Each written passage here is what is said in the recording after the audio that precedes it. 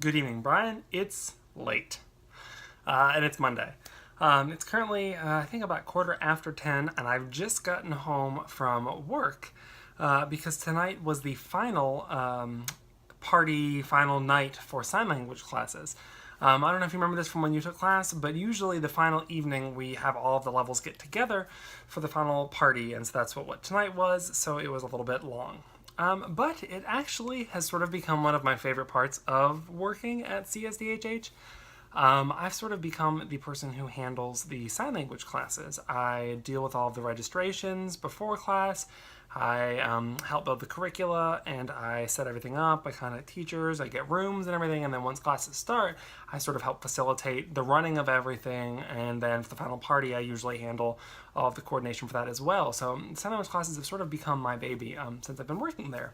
And I've really gotten to the point where now it's sort of like a routine. We've got everything worked out, we got all the kinks worked out, and things are definitely going good. But the final night is always one of my favorite parts. We usually have all the different people come together, people from level 1, 2, and 3. And rather than having regular class, we all meet in one big room.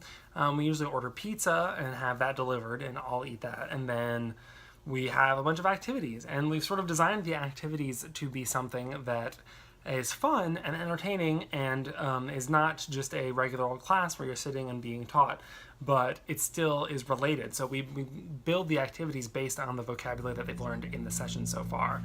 So for example, some of the activities we've had recently are Go Fish, where Mom actually made us a bunch of flashcards based on the vocab that students learn. So they're like little pictures, images of people or animals or food or colors, and then each table of students has to draw cards, and then without using their voices at all, only using sign language, they have to play Go Fish and ask their neighbors, like, oh, do you have an orange card?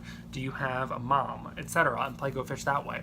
And it's a lot of fun. It's a very low pressure way to encourage the students to not rely on their voices, to actually use the sign language they've been learning the whole session, and it's usually a good time. And I'm definitely indebted to Mom for making these cards. They're fabulous, and everyone loves them, and they work out great. Then the other activity we usually play is called Human Bingo. I'm sure you've heard of it, although you might not know the name.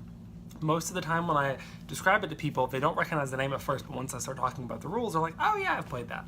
But each student gets a card that has a grid on it, and in each square of the grid is a trait, and you have to find people that satisfy that trait. So one might be someone who was born in the same month as you. So you have to go around asking people, were you born in August? Were you born in August? You were born in August. And then you write their name down. You have to fill up the grid or get a line or whatever. You play bingo with that. But all of the questions are based on vocab that they've learned during the session. So, and we again force them to not use their voice. They have to go around and use sign language. And so, seeing the people go up to other people and get used to starting a conversation in sign language, starting that interaction, having to spell if they don't know the sign for a word, doing that back and forth conversational is really cool because it's not something they've necessarily gotten to do a lot in class. And then today we actually added a new activity where we played the telephone game, where students stood in a line and the last person saw a sentence and had to tell it to the next person, the next person, the next person, and so on to see how messed up it got by the end. But it's always really, really neat to see the students who might be shy and might be worried about using the sign language they've learned and feel like they might not be good enough or feeling not confident, to see them interact with other people and use the language they've been learning and all that is really, really rewarding and really, really cool. So it's worth getting home kind of late once in a while. So I just figured I wanted to talk about that a little bit for this vlog, since that's what's happening today. I hope that you didn't find it too boring, and I look forward to seeing your video tomorrow. Have a good night, Brian.